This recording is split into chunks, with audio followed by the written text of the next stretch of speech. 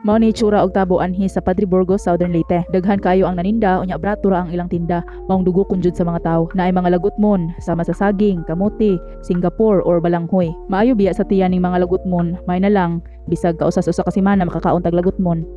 Pagkaanindot sa smile ni ate, gwapa kayo siya. Sama sa iyang tinda, naninda man to sa ate og ginamos. Mao pud ning mga adlaw nga daghan kayong mag-display og klase-klase nga prutas. Ang baybayon nganhi sa Padre Burgos, daghan kayong lukot, daghan kayong kinhason, daghan kang makuha nga mga pagkaon. Mao ni ang gawa sa ilang public market. Ang ila jung giari is mopalit sila og seafood, lukot or tihi-tihi. Kay nam lagi joy panahon nga mag-crave tag mga seafood. Mga 15 minutes raman ang biyahe gunad sa Malitbog paingon sa Padre Burgos.